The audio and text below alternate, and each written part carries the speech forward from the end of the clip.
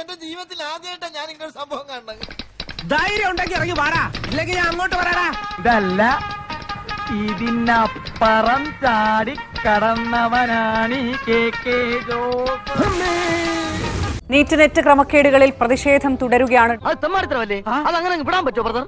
അതെങ്ങനെ വിടാൻ പറ്റും? ഇങ്ങനത്തെ പ്രതിസന്ധികൾ ഉണ്ടാകുമ്പോഴാണ് യഥാർത്ഥ നായകന്മാരുണ്ടാവുന്നത്. നീറ്റ് വിഷയത്തിൽ പ്രതിഷേധിച്ചുകൊണ്ടാണ് നൂറുകണക്കിന് വരുന്ന ഡിവൈഎഫ്ഐയുടെ പ്രവർത്തകർ കൊല്ലം ഹെഡ് പോസ്റ്റ് ഓഫീസിലേക്ക് മാർച്ച് നടത്തിയത്. ഒരോളം സൃഷ്ടിക്കാൻ തന്നെയാണ് ഈ സദാശിവം വന്നിരിക്കുന്നത്. മോനെ, അണ്ണൻ കളത്തിലിറങ്ങേണ്ട സമയമായി. രാജ്യത്തെ ഡിവൈഎഫ്ഐയും എസ്എഫ്ഐയുമാണ് ഇത് സംബന്ധിച്ച് ഏറ്റവും ശക്തമായ പോരാട്ടങ്ങൾ നടത്തുന്നത്. വെറുതെ ചിരിപ്പിക്കരുത്.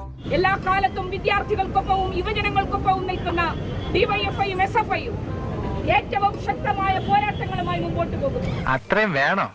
വേണം, കുറച്ച് കടുപ്പത്തിരിക്കട്ടെ. ഇവിടെ ഞങ്ങൾ സമരം നടത്തിയപ്പോൾ വലിയ ആവേശത്തോടു കൂടി ഞങ്ങളെ തല്ലാണ്ടെന്ന് ഇവിടുത്തെ പോലീസ് ഉണ്ടല്ലോ. ഒന്ന് പോവാടാ മരമാക്കി പോയി തരത്തി പോയി കളിക്കടാ. ഈ നാട്ടിലെ സാധാരണക്കാരുടെ മക്കൾക്ക് വേണ്ടിയാണ്, അതിനുവേണ്ടിയാണ് ഞങ്ങൾ അടികൊള്ളാൻ തയ്യാറായി നിൽക്കുന്നത്. ഓ പൊതുവാൾജി എനിക്കിനെ ചോര കളക്കണ്ടട്ടാ. കൂൾ ഡൗൺ കാർബി, കൂൾ ഡൗൺ.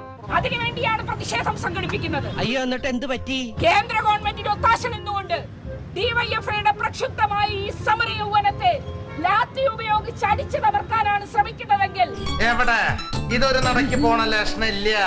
ഞാൻ ഇവന്റെ രണ്ടെണ്ണം വാങ്ങിച്ചിട്ടേ പോവുള്ളൂ.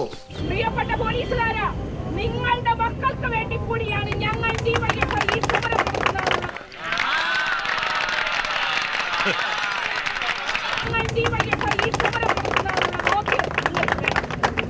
ഈ നാട്ടിലെ സാധാരണക്കാരുടെ മക്കൾക്ക് വേണ്ടിയാണ്. ശശിയെ, ഈ എന്നാണ് ഈ പറയുന്നത്?